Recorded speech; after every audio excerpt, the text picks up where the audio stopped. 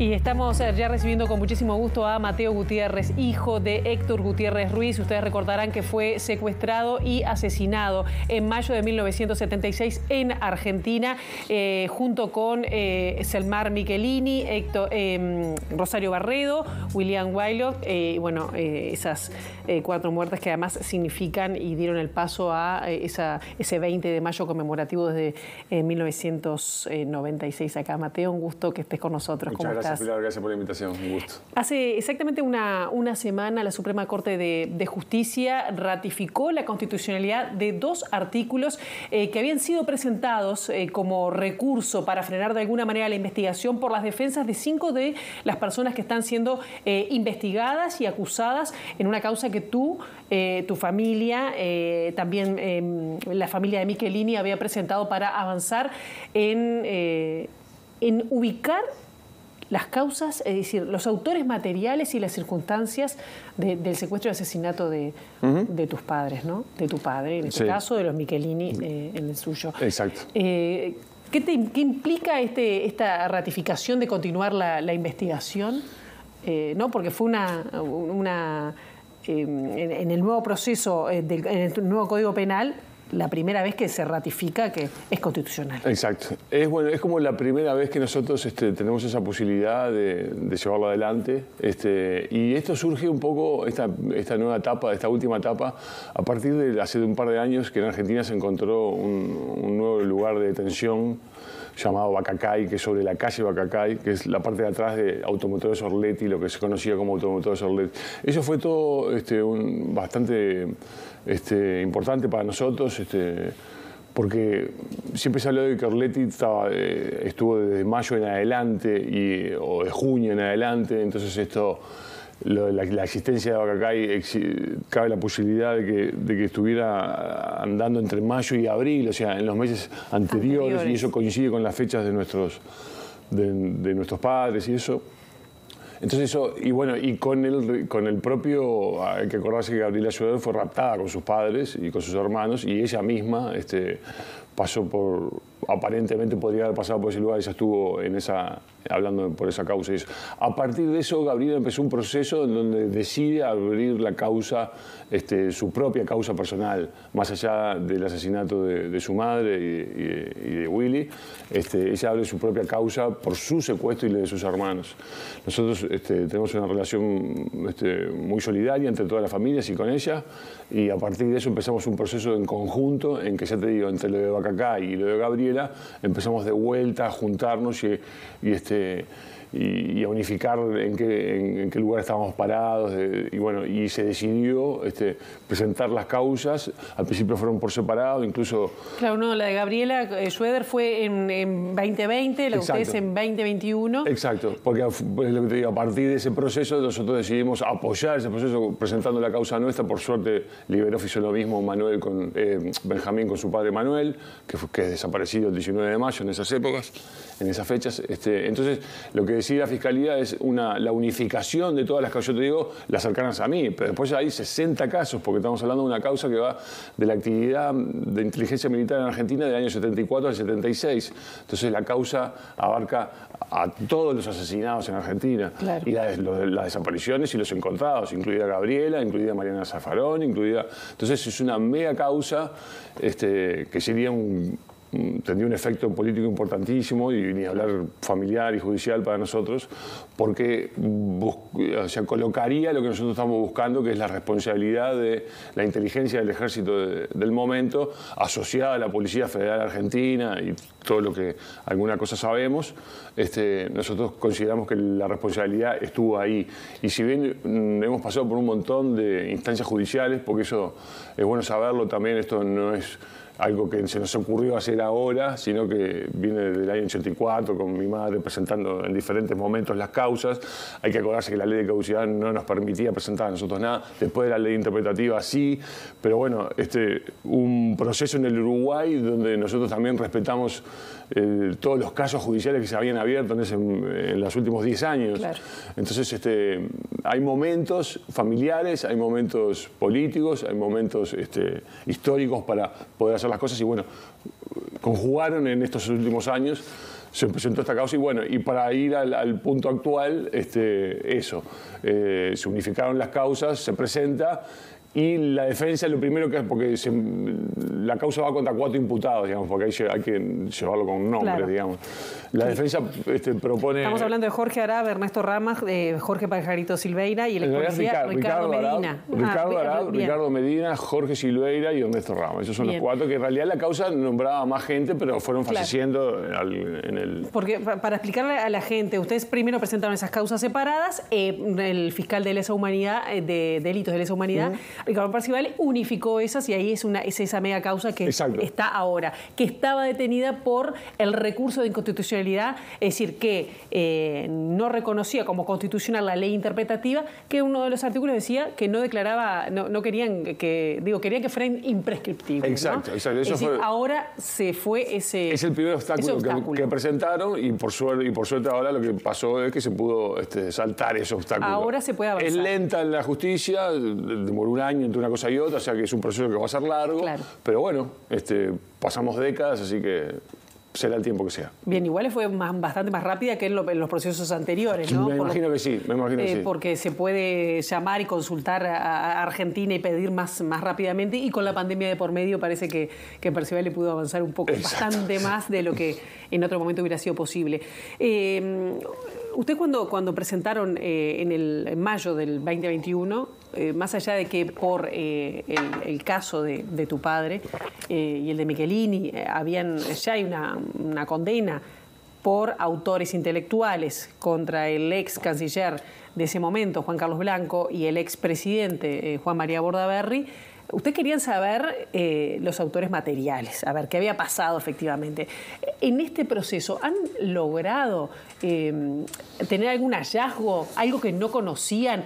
¿Ya se van acercando un poco más a la verdad? ¿Tenés algún dato más? No, datos nuevos así que sean reveladores, no. Lo que pasa es que en el proceso, y todos los que nos hemos involucrado en esta historia, vamos uniendo partes. Uno se junta con los demás y va uniendo partes en qué sabe Rafael, qué sabe Gabriela, qué sé yo, ¿no?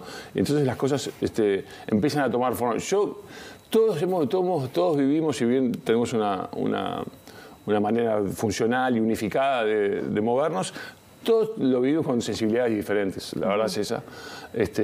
Y bueno, y cada uno lo vive de la manera que su sensibilidad lo lleva. Entonces, bueno, es muy diferente en cada uno. No, pero no hubo nada, por ahora no ha surgido nada nuevo. Te digo porque además también hay una causa en Argentina que lleva adelante el juez federal Rafael Rafecas.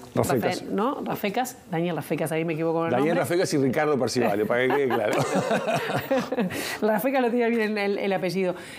También está trabajando y por ahí no han surgido nuevos datos, porque Argentina también investiga el mismo caso. O sea, nosotros tenemos indicios. De los secuestradores, están completamente reconocidos en el caso de mi casa, en el caso del TOA, de quien entró a mi casa, están reconocidos, y esos propios secuestradores argentinos que están reconocidos, al mes estaban, por la causa Rodríguez Larreta, lo sabemos, y todo lo que pasó en Orleti, al mes estaban esos mismos capturadores trabajando con la inteligencia militar uruguaya, estos que estamos hablando, Masgabazo y Gilberto Vázquez y Cordero, y nosotros hacemos esa unión, y claro, esa es la base de la investigación, más un montón de otras cosas que se saben en cuanto a relacionamiento con militares o Tupamarse o lo que fuera, o sea, que van unificando una historia. Pero la base de lo que nosotros pensamos está ahí. Secuestradores argentinos trabajando con inteligencia militar uruguaya. Y bueno, entonces, secuestradores argentinos manejando además información que si no tenían del Uruguay no la podían saber. O sea, para nosotros es obvio que hubo un paquete ahí con la inteligencia uruguaya. Pero no se ha avanzado más porque, o sea, ha pasado décadas, se han muerto un montón. Y todo eso queda en una posibilidad, y seguramente sea lo que haya pasado, pero no se ha podido confirmar con hechos para decir esto sucedió. O sea, uno va uniendo las partes, pero no tiene una verdad completa. Mateo, y con respecto a esa hipótesis que se manejaba que la muerte bueno, en este caso de Héctor Gutiérrez Ruiz había sido, junto con la de Selmar Michelini, para bueno, frenar posibles negociaciones o acuerdos. Yo no creo en una razón. Para derrocar, no sé si la dictadura, como... Yo no creo en una razón. Yo creo que son varias razones. Esa puede ser una. O sea, son como diferentes factores que Gutiérrez Ruiz y Michelini molestan, ¿no? Para la dictadura uruguaya. Una es esa, y las denuncias en el exterior. Selmar quería ir a Estados Unidos, hacer una denuncia. El Toba estuvo en Luxemburgo haciendo denuncias. O sea, eso existió. Lo que pasa es que después también existió la realidad del MLN en Argentina, con los renunciantes que quieren dejar la lucha armada y en este caso de Guaylo, ¿no? Claro, hablando de Guaylo, hablando de Rosario, que quieren unificarse a una acción política, y el Toba y Selmar estaban en eso lo tenemos clarísimo. Pero ellos también habían estado en la JCR, vinculados al ERP, que habían hecho secuestros. O sea, hay un montón de elementos que llevan al secuestro y al asesinato, pero no soy de los que cree que hubo una razón, ¿no? Es conjunción de varias cosas. Claro, ¿te daría paz? ¿Cuál es el motivo que te daría más paz? Eso ya es más complicado. Mira, me pasó algo el otro día. Me estaba viendo el documental de Cabezas. En Netflix. Que está impresionante. Y en algún momento reconstruyen exactamente lo que le pasó a Cabezas. Quiénes fueron, en qué auto, hasta qué lugar, quién le disparó, cuántos tiros y todo eso. Y en mi ser, me pasó mientras veía eso y dije, ay, qué bien me haría saber esto, ¿no? En mi ser, yo no puedo hablar por nadie más, me gustaría saber en dónde estuvo el Toba esos 4 días, con quién y qué pasó. Y no me importa tanto el ultimador y eso, sabemos que son órdenes, ¿no? Pero sí dónde estuvo y en qué condiciones, para mí sería importante saberlo. Difícil saberlo a esta altura de la vida. ¿Y lo han hablado con tus hermanos? ¿Están todos en la misma en eso? Y bueno, sí, pero yo te digo, ahí cambia la sensibilidad de cada uno. Algunos se enfocan más en una cosa, otros más en otra, pero obviamente todos estamos en la misma, el mismo tren, con el mismo sentido. O sea, reivindicar la figura de un padre asesinado injustamente. Ayer tuviste una reunión con el fiscal de Lesa Humanidad, Ricardo Percivale. ¿Le dio algún detalle de cómo podrá avanzar la investigación, en qué está? A partir de que se zafó, digamos, de este obstáculo... ¿Quiénes estuvieron primero? No puedo estar chumeando mucho, pero bueno. A partir de este obstáculo, Percivale propuso juntarnos con Chargoña, que es el abogado de la causa. Percivale es el fiscal, el que investiga, y para ponernos un poco al tanto de cómo estaba la cosa y qué significaba esto y los pasos a seguir adelante. Y bueno, fuimos representantes de cada familia. Estaba Rafael, estaba yo, Gabriela por su lado, y estaba mi hermana, y bueno, y nos puso un poco al tanto de esto que estamos hablando, de cómo fue el proceso, cómo fue el obstáculo que se puso, y qué queda por delante. Ahora viene un proceso largo de formalización para luego llamar a audiencia y empezar un juicio, y entre medio puede haber alguna otra chicana judicial. Entonces estamos preparados como para algo largo, pero es algo que puede ser un boom en el sentido de la mega causa esta. Es un repaso, es una apuesta a cero, digamos, de la historia reciente del Uruguay, y lo que más me importaba a mí, que es la historia en Argentina. O sea, los uruguayos en Argentina, la mayoría de los desaparecidos son en Argentina. A veces el Uruguay le da la espalda a esos 3 años como si no fueran problema nuestro, y sí, claro que lo es. Ahí murió el Toba, murió Selmar, murió William, murió Rosario. Desaparecieron a Liberov y desaparecieron a la mayoría de los desaparecidos del Uruguay. Entonces, esta causa es muy importante en ese sentido porque reivindica lo que sucedió en Argentina y la incidencia de la inteligencia militar uruguaya, comandada por Amaury Pran en ese momento, que lamentablemente nunca se nombra, porque murió temprano, pero bueno, eran los jefes de todos estos que estamos imputando hoy. ¿Les dio plazos? ¿Cuándo sería la audiencia de formalización? No. ¿Se mostró esperanzado? Sí, por supuesto. ¿Les dio confianza? Por supuesto.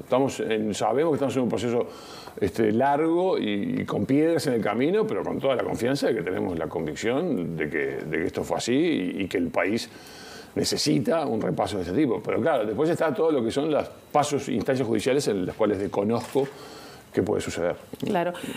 Mateo, con todas las discusiones que se dieron especialmente este año, ¿no? Con el 20 de mayo, con la propuesta de gente del ministro de Defensa, por ejemplo, de declarar mayo como el mes del soldado.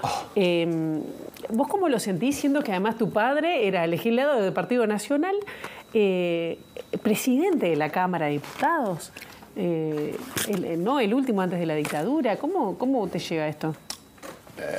Es complicado ese tema, porque yo entiendo mucho los roles de los funcionarios de gobierno, de esto o de otro cualquiera.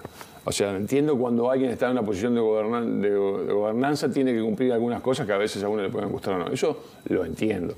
Entiendo lo del mes, lo de la fecha del soldado, de dónde viene, digo, el 24 de mayo. Eso. Ahora, hay gestos, ¿no?, que ya no son actitudes, simplemente gestos que podrían ser un poquito más nobles hacia nosotros, hacia la familia. Esto lo digo de manera personal, absolutamente. Y que no lo han sido. Y es ahí donde a uno le provoca el conflicto. Porque nosotros estamos luchando contra algo súper injusto que sucede. Y ellos reivindican a la figura de mi padre, que todos la reivindicamos y la añoramos, pero nosotros somos hijos de una causa judicial. Nosotros somos hijos de un asesinato y de un secuestro y de todo lo que sucedió en Argentina. Nosotros, yo me siento así. Y entonces hay un divorcio en ese sentido entre la realidad que hemos vivido como familia y la realidad que ha tenido el Partido Nacional con la figura de Gutiérrez Ruiz. Es una figura reconocida, pero no reivindicada. Claramente no reivindicada. Pero eso yo hasta ahí lo entiendo, porque hay un montón de cuentos en la historia que se entendería esto que estamos hablando. Pero sí un gesto, si bien ellos siempre lo homenajean y los 20 de mayo le llevan una flor, etcétera, hay gestos gubernamentales que nos hubieran hecho bien y sin embargo no se hicieron. Y este tipo de cosas que creo que entiendo de por qué se hacen, pero no se tiene la sensibilidad que nosotros nos gustaría que tuvieran. ¿Qué gesto tú hubieras esperado? Hacer la salvedad de que el mes de mayo es el 20 de mayo, que es el asesinato de Selmar y el Toba, y es algo muy importante para el país y muy duro, y no se le puede pasar por arriba como si no sucediera. Hacerse el distraído como si no pasara. No, es duro que a nosotros que sabemos que lo mató la inteligencia militar se reivindique, que entendemos, o sea, de vuelta, entiendo, pero que justo se reivindique en ese mes y obviando la figura de Gutiérrez Ruiz como si fuera un cero a la izquierda, para mí es doloroso, obvio que es doloroso. Ya tenemos que cerrar, pero bueno, vos hiciste DF, Destino Final, preciosa película. Muchas gracias. Wilson. También. ¿Tenés algún proyecto vinculado? Sí. Porque me imagino que, no sé si con eso hiciste como parte de esa evolución, esa cuestión histórica y personal, ¿no? Canalicé lo que tengo de político adentro, porque lo tengo, me encanta, vivo politizado, lo canalicé por ese lado. Nunca quise hacer política. ¿No te ofrecieron? No, sí, me ofrecieron. Pero no, nunca me intenté. ¿Del Partido Nacional o de dos partes diferentes. Pero no, nunca me sentí. No es la manera en que me gusta expresarme, no es mi manera y mi manera es esta. Y entonces encontré que todo lo que me removía en la vida y lo podía unir con mi profesión audiovisual y llevarlo a contar cosas que en el momento que yo dije ¿qué puedo contar? ¿En qué puedo aportar yo? Y bueno, lo que sucedió, o sea, mi propia historia. Y así fue el razonamiento. Luego vino Wilson, que es una historia muy cercana también a mí, con más distancia emocional, obviamente. Y ahora estoy en algo con totalmente de distancia emocional, pero que va en la línea. Estoy trabajando en un proyecto documental para el tema de los vinos envenenados y la muerte de Cecilia Fontana en el año 78. Entonces, continúa una línea de trabajo que es las experiencias del Partido Nacional en dictadura, con una mirada objetiva y totalmente independiente, objetiva entre comillas, pero con una mirada lejana en el sentido de que yo no estoy por dentro del propio partido y eso. Entonces, pero nada, pues ya te digo, tiene una connotación mucho más policíaca, no es la reivindicación humana y emocional de una figura que obviamente la va a tener porque es la víctima, la que falleció, Cecilia. Pero te quiero decir, pero es un caso más policial y judicial. O sea que, de hecho, la causa está abierta también, paralelamente a lo que estamos hablando, esa causa está abierta. Y está relacionada con el resto de manera diferente, porque hay otros elementos. Y bueno, se me convirtió, cuando empecé a estudiarla, se me convirtió en una historia apasionante en ese sentido, ¿no? Policíaco. Y entonces estoy trabajando en un documental con esa línea. ¿Cuándo lo vamos a ver? No, falta. Estoy en pañales recién. Mateo, muchísimas gracias por estos minutos. Por favor. Y bueno, que siga todo adelante. Dale, ojalá que sí. Ojalá que sí. Gracias por todo. Por favor, hacemos una brevísima pausa y seguimos con más Ciudad Viva. No se vayan.